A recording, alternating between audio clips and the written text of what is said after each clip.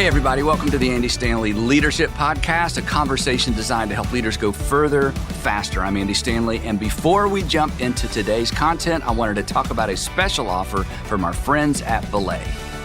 You know, sometimes as leaders, we get trapped in the belief that nobody can do the job as well as we can. I mean, I know I fall into that from time to time. And then we feel like we have to have our hands in everything for our organization to succeed. But that couldn't be further from the truth. No one accomplishes anything great alone. Great leaders delegate. And if you feel like you're overwhelmed trying to do it all, Belay can help. Belay's modern staffing solutions have been helping busy leaders like you delegate the details for over a decade. And with Belay, you can get intentionally paired with U.S.-based virtual assistants and accounting specialists that level up your organization through the power of delegation. That's right. Now, I know what you might be thinking. I can't afford to bring in help, but actually you can. If you're a leader and you're trying to do all of it, I propose that this might be the best investment that you can make in your organization, not to mention a great investment in your relationships and in your parenting and possibly even your mental health. Belay's intentional matching process and dedicated guides are ready and waiting to help you take your leadership to the next level. And to help you get started, Belay is offering an exclusive leadership toolkit free to our listeners. With this toolkit, you'll learn the necessary steps every leader needs to take to accomplish more and juggle less. To claim this offer, just text Andy, that's Andy, A-N-D-Y, to 55123. Andy to 55123 to get started. Again, no one can do it alone. Great leaders delegate. So get the support you need to get out of the administrative weeds and back to growing with Belay. So today we're talking about what is perhaps your best friend as a leader, maybe your greatest asset as a leader, your intuition. And to help me discuss this important topic, I've invited one of my friends and coworkers, Holly Goddard. Holly is the executive director of our largest campus. She's been in our organization 12 years. She's worked directly with me for 4 years. She is an extraordinary leader, and she has great leadership instincts. So Holly, thanks for joining us. Hey, it's great to be here. Thanks so much for having me. Absolutely. One of the reasons I invited Holly is in a moment, we're going to talk about how men and women leverage their intuition differently, even within the context of organizational life. But before we get there, I need to define our term, intuition. The simplest definition, or maybe the one that helps me the most, is this. Intuition is knowing without knowing why. It's when we are absolutely confident that we know something, we know the direction of something, we know a decision that needs to be made, we know the option we need to choose, but we're not sure why we know it, and we don't really understand how we know it so quickly or immediately.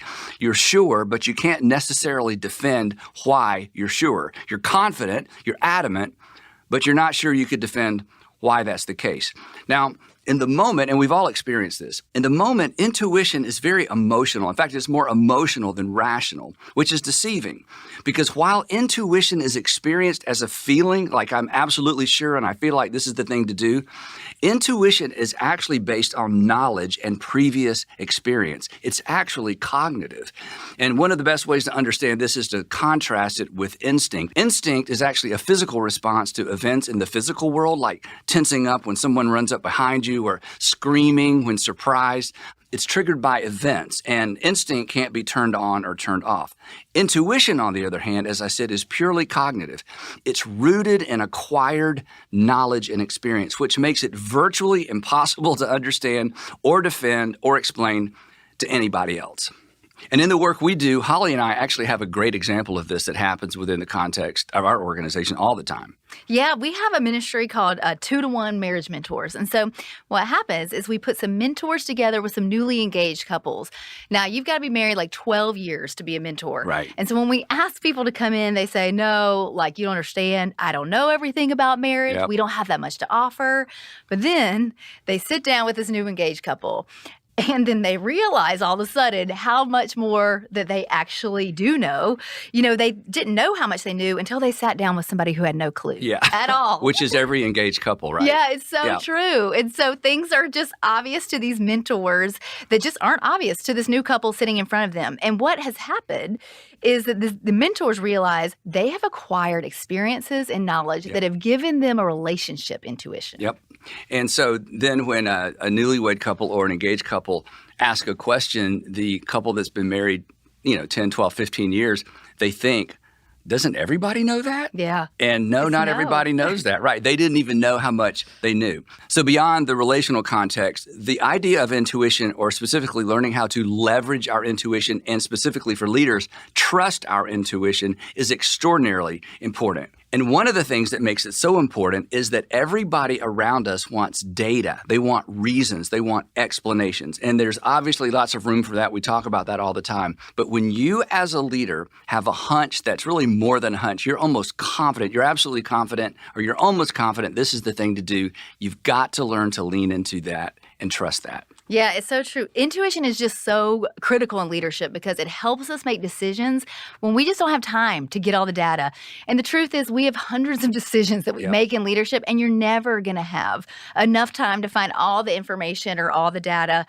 And intuition is that thing that you're talking about. It's just that gut feeling. It's knowing without knowing why you know. You know, it comes from all of our past experiences or all of our past situations, which the good news is everyone can learn to leverage their intuition. You're never going to have all the time. You're never going to have all the information. So why do you have to learn to trust your intuition? Well, here's what could happen in organizational life. Teams and departments and really whole organizations, when we foster intuitive decision-making, we're going to make better and faster decisions. Yep. But here's the thing we have to be careful of. Sometimes there's just expectations from the marketplace, or the organizational life is complex, or even just we want to know what data says. We want to just be certain. And all of those things, they can just snuff out. They can just make us push down our intuition. And we want to have teams and be leaders that can identify our intuition and that can learn to trust it. And that's why we're talking about it, because, you know, intuitive is we just look at the data and make decisions. But as you were saying that, the people in our audience were thinking, well, you're exactly right. That is true. And everybody listening can think of a situation where they knew, but they didn't know how they knew. And all of us, I'll start with me, have ignored our intuition, and we've regretted it. In fact, you and I had a situation a couple of months ago in a hiring. We had a hiring situation, and everybody was for a candidate.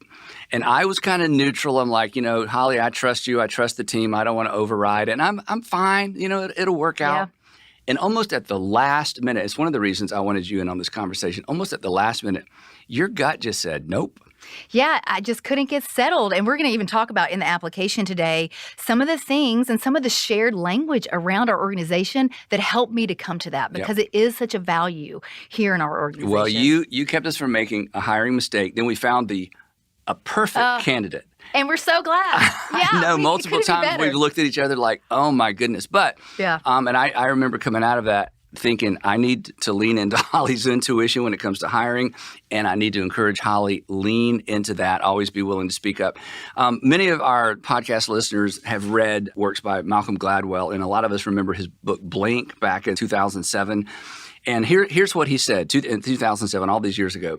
He writes, "Our world requires that decisions be sourced and footnoted, and that if we say how we feel, we must also be prepared to elaborate on why we feel that way." And of course, that's the problem. He goes on and says, "I think that approach is a mistake.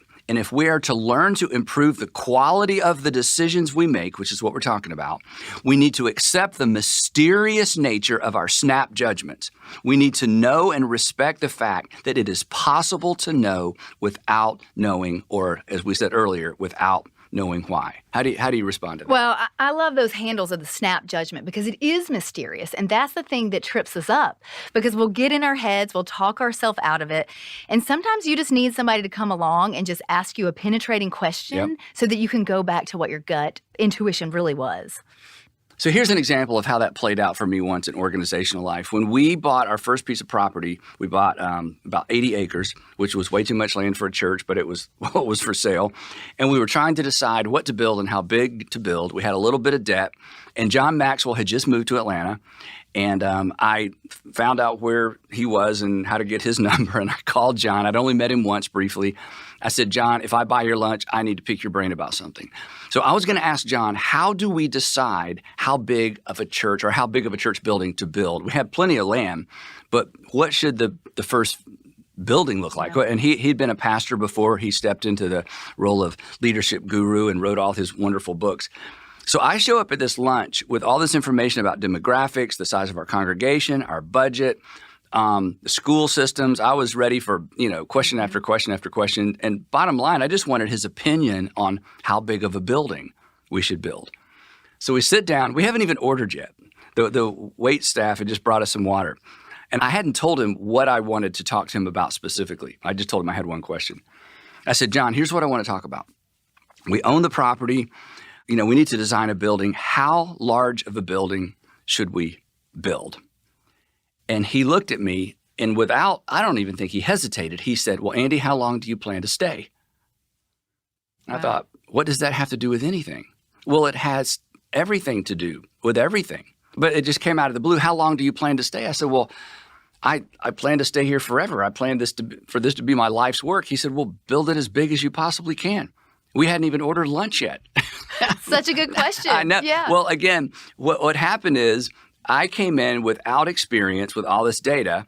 John, with lots of experience and knowing me a little bit, just knew intuitively that if you're going to stay there for your career, then you build it as big as you possibly can. And we did. We built a building that was so big it made me nervous when I walked in the first time, and we took on more debt. But again, that was just snap judgment, intuition based on previous experience, a question I would have never thought to factor into that decision. But that's the value and the power of intuition. That's so good. I love that illustration. And John obviously has such good problem-solving intuition, and it makes me think of how intuition is different between men and women. Yeah, and that's one of the things I wanted us to talk about. In fact, before you jump into that, when I presented some of this content at a Leader Lab Live, an event we do for marketplace leaders, and you were sitting with Tim Elmore, who has been on our podcast. And I think Tim turned to you and said, Holly, do you think there's a difference between a man's intuition and a woman's intuition, even within the context of organizational life?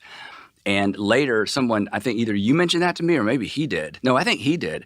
And I thought, I didn't even think about that. Oh, wow. But then as I began to think about it, I thought, yeah, there's potentially a big difference. And again, within the context of leadership, we should learn to leverage that. So go ahead with what you were going to say. Well, I'm so glad he asked me that question because I hadn't really even thought about it. I just kind of answered from my gut like, well, of course, women, we handle so many conflicting pieces of information at one time. We're going to lead differently. And but when he did ask me that, he kind of sent me down a trail to see if there was data to back that up. And I found there's a lot of studies about women and their intuition. So here's what they say. They say that women actually rely on intuition more than men in leadership. And that's because women are a little bit more socially sensitive. They're in tune with their emotions. Seriously. Yeah. More in tune with their emotions. Yep. And the emotions of others, which also helps in reading a room and seeing what's going on in a situation. And they just have a better grasp sometimes of the intangibles. Now, that probably doesn't surprise listeners. Even my husband said, well, we knew women were more emotional. And I'm like, hey, women, everyone's got to be strong and healthy emotionally, but women can usually read the emotions of other people. But here's what else the research said. When teams have more women than men on a team, they usually get to better solutions and more creative decisions. Wow. Now, I want to go back to something you just said. The whole idea that there's an advantage when there are more women in the room than men. And I think part of that is the male ego. In other words, the lone woman, or, there's 12 men and 2 women. In order for men sometimes to hear a woman's voice, it's just too difficult if there's the lone woman in the room. And you came in your leadership role here, you are in a meeting with me, and you are generally either the only woman or only one of 2 women just because of the way the team is made up right now. So have you ever felt that hey, if there were 3 or 4 more of me in here, our intuition might shine? Yeah. I think the way the male brain is, they're so problem and solution oriented. They are. Yes, and they love it to vision cast and coerce, and they spend a lot of energy there. Very competitive. Yeah. Competitive. Yeah. So that is the vibe. And so this actually happened to me last week. I was in a meeting, only woman in there, but we're talking about issues that we're all involved in. And I'm at the opposite end of the table than the majority of the men, and I kept lunging forward to just interject, and I couldn't ever, find the right timing. Finally, I just said, hey, time out. Would it be okay? I'm really bad at interrupting. Can I just come sit in the middle of you guys so I could be part of this conversation? Oh, wow. Which they were very great and gracious. So you literally physically got up and moved to a different chair. Yes, I did. Yes. I did. That's amazing. Yeah, it was helpful for me just to be part of the conversation. Well, it was helpful for the whole conversation because they needed your input and they needed your intuition. But this dynamic that you have just illustrated so well. For all of our podcast listeners, male or female leaders, that's a thing. And for not just the woman's voice, but the intuition a woman brings, the unique intuition a woman brings, every single one of us and every single leadership team, we need that. You make better decisions, you make quicker decisions. And again, for those of you listening who are, that's an amazing illustration. I had not heard that before. I'm disappointed in our team. But anyway, way to go. Yeah, I wish I had been there for that. To witness it, yes. To witness it, yeah. And even though we're talking about intuition, there's actually science to back up what you're talking about. Share some of that. I thought that was interesting. Yeah, there's lots of studies out there. Well, here's a little bit of what the research says. It's about the brain chemistry, which is so fascinating. So women, our brains are a little bit more neurologically equipped in a way to lead that's a little bit different than men. And it's not a better or worse thing. It's just a unique strength or wiring that women bring. So women have this sixth sense that does not come from logic. Okay, men, the way the blood flow works, they have increased blood flow to the visual and the coordination centers of the brain. But women have increased blood flow to the prefrontal cortex of the brain. It governs judgment and forethought, planning, organization, empathy, and impulse control. So those are really good skills to bring into a room. And we know this because of how leadership has changed over the years. The EQ side of leadership is really important. No, that's the soft skills. It may be the most important. You're right. It's pretty important. And women naturally are just predisposed, to being strong at that. And that can just be a differentiator in leadership. So what are you going to get when you bring a woman's intuition into the room? You're going to get empathy. You're going to get collaboration. You're going to get self-control. Those are great qualities for managing a company, for mediating crisis, really just the day-to-day, getting people to work towards a common goal. And it's so interesting because depending on the age of the person listening to this lands in two or three places. So for me, one of the things that immediately comes to mind is how often it is that men don't respect a woman's opinion within the context of the marketplace. That has shifted dramatically over the last, 20 to 30 years. But once upon a time, there weren't any women in the room. There certainly weren't going to be more women in the room, in the decision-making room, around the decision-making table than men. And what a loss that has been. Yeah. And the other thing that comes to mind is that, again, since we're talking about how the brain works, oftentimes men are intimidated by strong women or women who are not just willing to speak up, but have important things to say. And again, what a loss. And again, it speaks to our own insecurity. But the whole idea that and you can speak to this, that based on what you just said, there almost has to be more women in the room than men for this to surface in a way that makes a difference. Yeah. You think the ratio is important? I think so, and I think that's why we're seeing the trends change. Yep. Which is it's just going to bring so much balance because you really do need both. You need logic and you need the soft side. And men and women bring both, but it's just in the amount they bring it and when to leverage it is super important. Having said all that, Holly, my male brain feels like I need to add, but we're not discounting data and we're not discounting doing our due diligence, right? No, not at all. We need data. We need to know what is happening. We just need to know when to leverage data and when to leverage intuition. Yeah, and how to pay attention to. And that brings us to the question of how to make this actionable within the context of organizational life. So I'm going to run through 5 suggestions quickly and let you respond. But before we do that, I do want to remind our listeners about our sponsor, Belay. As I mentioned at the top of the broadcast, our sponsor, Belay, is offering their leadership toolkit free to our listeners. With it, you'll learn steps you can take as a leader to accomplish more and juggle less. Again, just text the word Andy, A-N-D-Y, to 55123. That's Andy to 55123 to get access to this toolkit. And in no time, you will be back to doing what only you can do, which is growing your organization. So let's make this practical and actionable. So Holly, I'm going to read these 5 statements, and for those of you in our audience, she has seen these before, so I'm not putting her on the spot. I'm just going to hit these quick, and these are the 5 takeaways. So number one way to make this actionable is, for those of you in leadership, ask this question: is there attention that deserves my attention? Is there attention that deserves my attention? When you're about to make a decision or a team's about to make a decision, and there's something on the inside of you that wonders, is this the right thing to do? Pay attention to that tension. What do you have to say about that? Yeah, I think if something bothers you, just let it bother you and be very curious about why it's bothering you. You do not have to rush past the decision. You need to make the right decision. So be curious and figure out why it bothers you. And so speak up. Yes. Yeah. So number one, if there's a tension, pay attention to that tension. And if you need to, speak up. Number two, when you catch yourself selling yourself on an idea, hit pause. When you find yourself internally, selling yourself on an idea, hit pause. Why is that important? Yeah, this is so important. This is what you talked about earlier. The hiring decision that I had, on paper, this looked like a great person to hire, but I could not get settled in it. And a person that reports to me walked in my office and they said, "Hey, can I ask you a question? Are you trusting your gut?" And immediately I said, no. I just knew I wasn't. But the fact that we had that shared language in our organization, she could see I was trying to sell myself on something. And it's just too important to not trust your gut. Yeah, the thing about intuition is it's rooted in experience, but because we can't see the root, we think it's just a feeling, and it's just easy to let that go.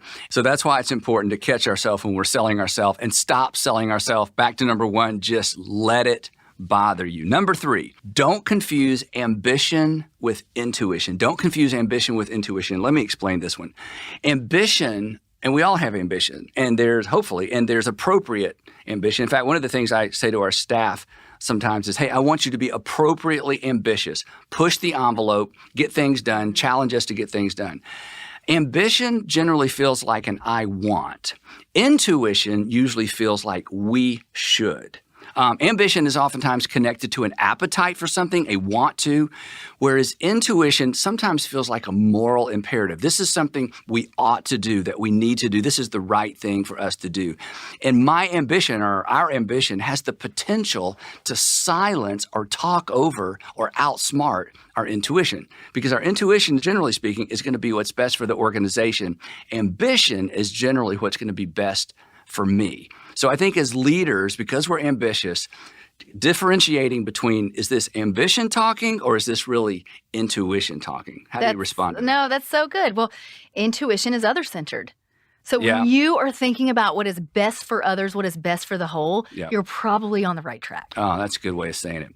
Okay, so number one, is there a tension that deserves my attention? Number two, when you catch yourself selling yourself, hit pause. Number three, don't confuse ambition with intuition. Number four, discover who has intuition for what and include them strategically. Discover on your team or in your entire organization who has intuition for what, because again, it's based on experience, and then include them strategically. Respond to that. Yeah, well, actually, you do this really well. And what I like about it isn't like, oh, you have good intuition or not. It's everyone has a good intuition. It's just, where are you going to leverage it? What are they good at? How do you deploy it in the right way?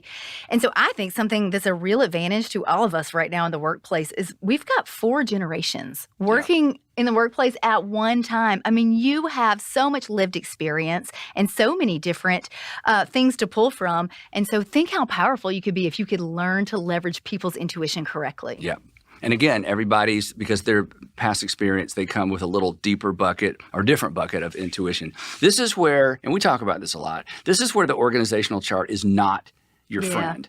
To limit decision-making to the people who are my direct reports, or to anybody to their direct reports, is almost always a mistake. And to what you said earlier, Holly, about having as many or more women sometimes in a decision-making environment than men, again, that's important. So as you're listening and you look around your circle, and you may be a female CEO, but you're surrounded for the most part by men, male vice presidents, or men that report to you. Even as a female CEO or the head of a department as a female, you may need more women in the room to bring that level or that arena of intuition into the decision-making process. And then again, who in the organization, regardless of their age, has the lived experience you need for that particular decision, and just ignore the organizational chart. You got to get the right people in the room. That's so good. Yeah. Okay, number 5, make your meetings first impressions matter zones. It's kind of a clunky statement, so I'll say it again. Make your meetings first impressions matter zones. In other words, everybody's first impression matters. You're not going to press them to come up with data and explanations. You just want to know what people think immediately. Respond to that. Yeah, I love that. Well, that's going to be easy for some people in the room. You're going to have some extroverts, some high Ds, some reds. That is not a problem for that wiry. They're going to speak up, and they're often right. They have really great gut reactions. Yep. Now, you're going to have some other people in the room, and I kind of fall in this category. I'm more naturally diplomatic. So those people have to challenge themselves to just say what they think unfiltered. Do not spend time trying to figure out if it's going to be palatable for the whole room. Just Put it out there. It's going to be right at the line of direct if you just make yourself say what you're thinking. But the room needs to hear what everyone's first impression is. And I think all of us, because we have that mix, there are people in our circle, even direct reports, who if I don't invite them into the conversation, they're going to sit over there and just think about it and think about it and think about it. So from time to time by name, I'd say, hey, so tell me what you're thinking. Yeah. Just tell me what you're thinking. Like right now, what top of mind? I'm not going to ask you to defend it. But this is a culture that as leaders we have to create within the context of those meetings so people feel safe. As you said earlier, some personalities, they feel safe all the time. They just are going to tell you. Other people, you're just going to have to make that create a safe zone so they feel permission and not worry about having to back things up. Well, teams move at the speed of trust. And so the more you can make this happen, the more natural it feels, the more you build the muscle, the better your meetings are going to be. Yeah. So Holly, as we wrap this up, is there anything else you want to say on the topic of intuition? Yeah, I think it's just important to remember you have to find a balance. There is a time for intuition, and then there's a time to balance that with the data. And there's just a time where you need to figure out, hey, what is this situation call? And that is really the leadership opportunity of which one should I deploy right now. Intuition, it should never replace the reasoning or the analysis, but it should always complement it. Yeah. So that's the goal. That's the thing. And then I think just remember intuition is just one of the many tools in our tool belt, and we're all trying to learn when to use it at the appropriate time. Absolutely. Well, Holly, thanks so much for participating. I'm sure we will have you back. And to all of our listeners, we want to thank you for joining us. And make sure you visit the andystanley.com website, andystanley.com, where you can download the Leadership Podcast application guide that goes along with this episode. It includes a summary of the discussion and questions for reflection for your group as well. Once again, thanks for joining us, and we will see you next time on the Andy Stanley Leadership Podcast.